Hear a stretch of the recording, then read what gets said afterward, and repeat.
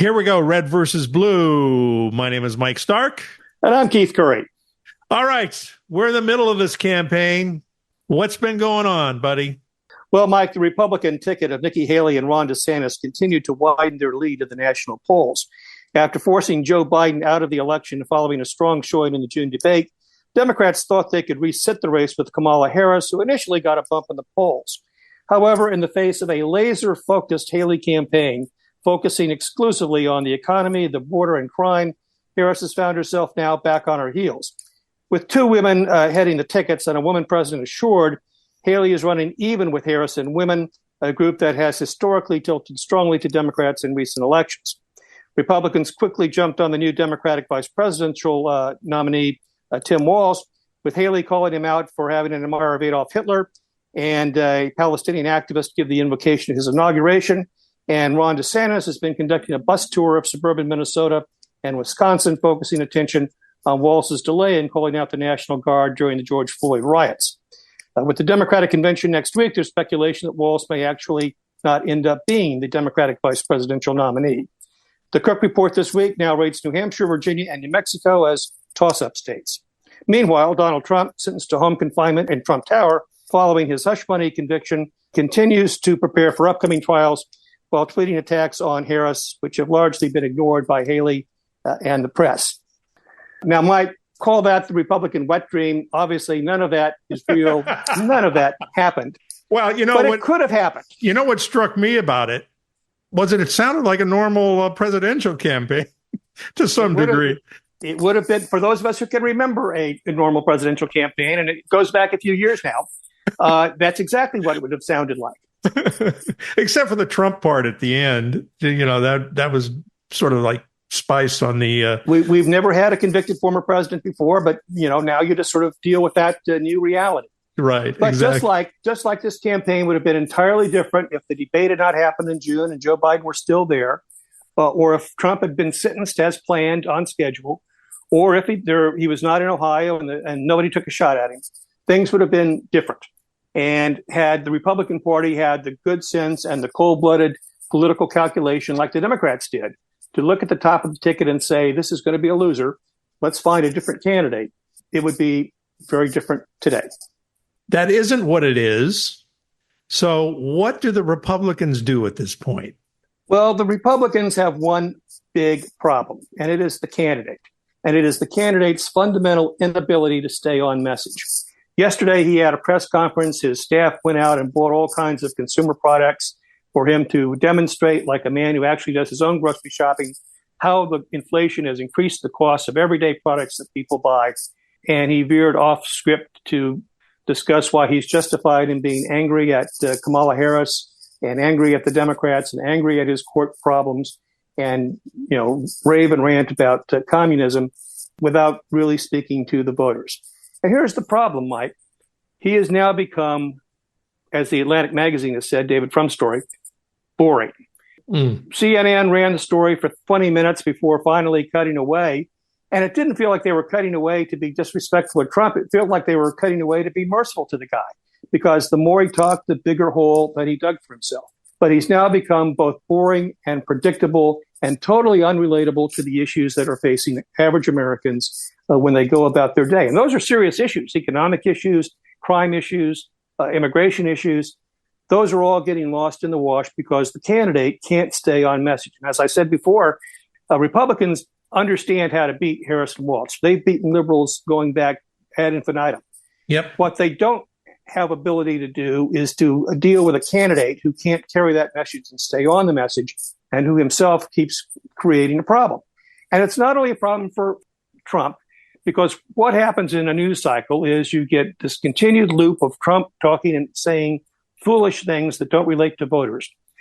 And then the next day, you've got all of the Republican talking heads who, rather than being asked about Harris's economic policies and where they differ and how they can be improved, are forced to respond to Donald Trump saying something foolish. Yeah. And some of them do it with more disingenuousness than others. But it becomes, that's your campaign. And none of the Republican message gets through to voters otherwise. And you said boring. You used the term boring. And I think you've hit a nail here, because when he was first running for president, this stuff wasn't boring. It was off the charts and it was different. It was somewhat entertaining for people, for the disenfranchised Republican voters, some of them. It was meaningful. But when you start repeating the same things over and over again that you've done for the last almost 10 years, it does get boring, right? It does. And commentators are now focusing on that. David Frum wrote a great story in Atlantic Magazine about it, that it's just a message that nobody cares to hear anymore. They're done in hour-long segments, hour-and-a-half segments that nobody wants to sit through. People get up and walk and go make a sandwich, and he's still talking. I think it's his supporters as well. Although his hardcore supporters, I'm sure they get up and walk away because they're bored with it, but they're never going to sway. They're going to vote for him anyway, right? They are. Now, he's topped out at about 46% in the polls, and most analysts who have looked at elections across think on a national basis, 46% may be his ceiling. And we'll see what happens and whether or not Harris drops back. She's now at about 50%. Here is the math, Mike, though, since Harris has gotten in the race. The third-party vote has collapsed from 12.2% in July to 7.1% now. So by 5 points, independent voters or third-party voters, people who are going to vote for Kennedy or somebody else, have generally moved in the direction of Harris. And those that are left are probably hardcore Kennedy voters. Kennedy had a tough week. He attempted this week to both find a cabinet position under Harris and to take a job with Trump. Neither one were takers. So his support is plummeting while he's casting about figuring out if he can do something to remain relevant. In the meantime, his poll numbers are cratering.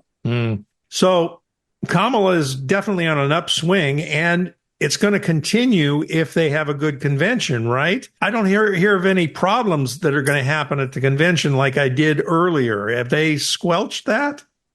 Not entirely. They're still expecting several thousand, tens of thousands to be exact, of Palestinian demonstrators to show up in Chicago for the convention. You've got a mayor there who's sympathetic to the protesters.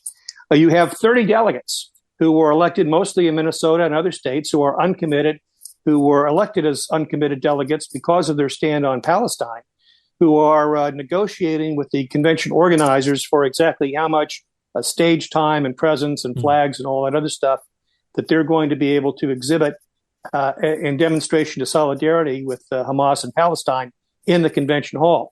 It is not as bad as it was going to be, I think, under Biden, but it will still be a noticeable, a newsworthy story. And how the Democrats handle it will require skill and aplomb. And of course, Harris is stuck in the middle because if she goes too far over on the Palestinian side, she risks losing Jewish voters, a very important constituency in Pennsylvania. She's already not selected Josh Shapiro, which has people concerned. Tim Walz has got some connections from people who he meets in the general course of business as the governor of Minnesota that have raised questions, much like Trump did when he dined with Nazis. He's got his own set of anti-Semites he's been around.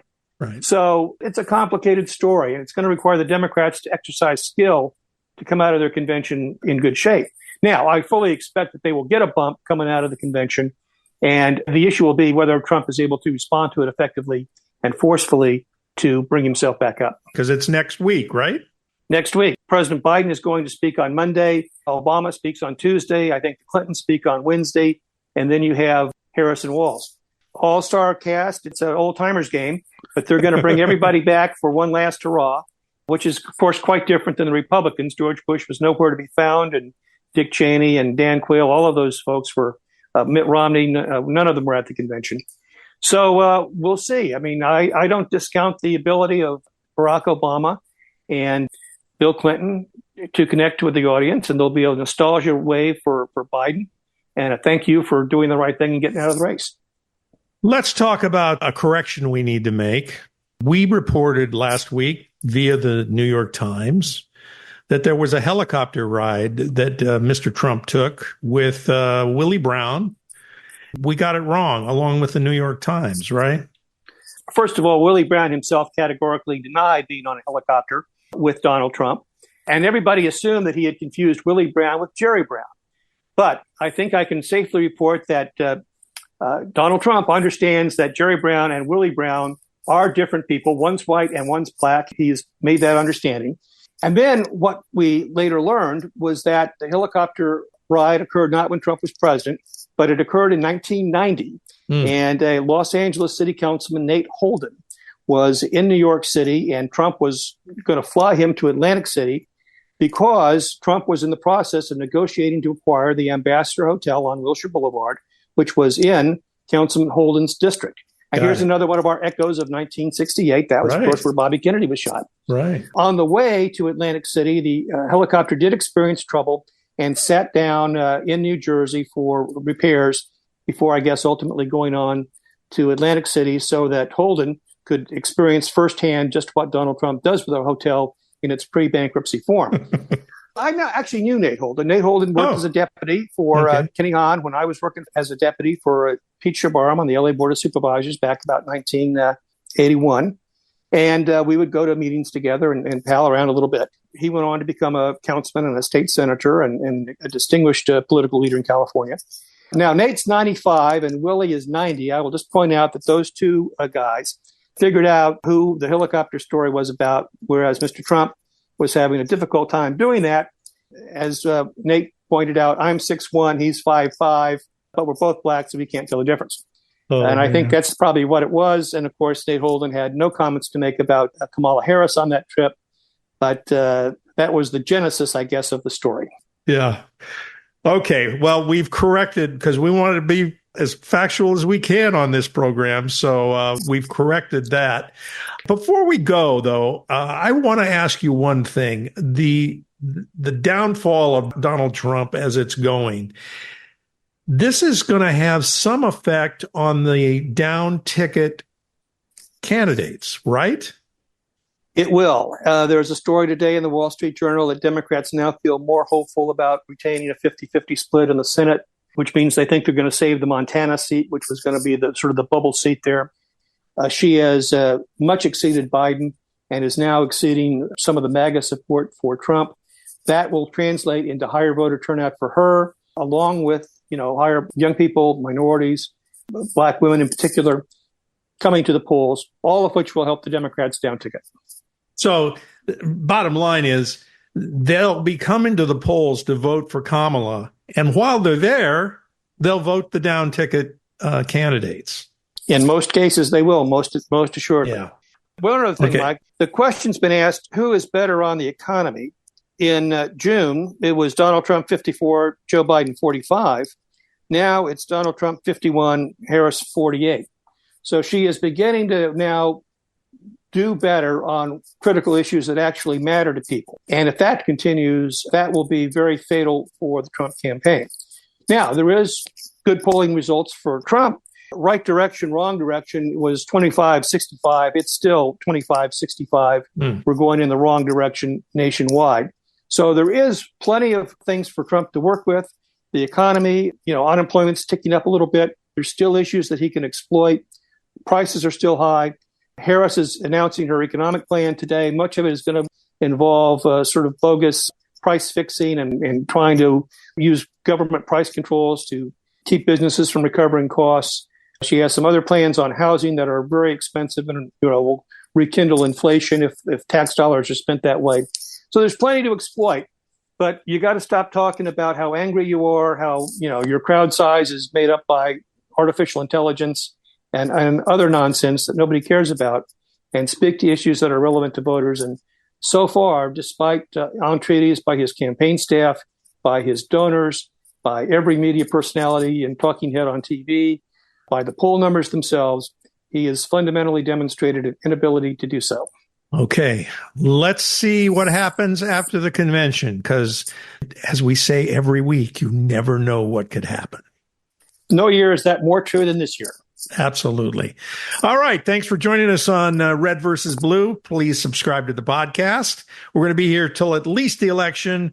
We've got some tentative plans afterwards, but at least till the election. Like our Facebook page to keep track of what's going on. And we'll see you again next week for another edition of Red versus Blue. Bye, everybody.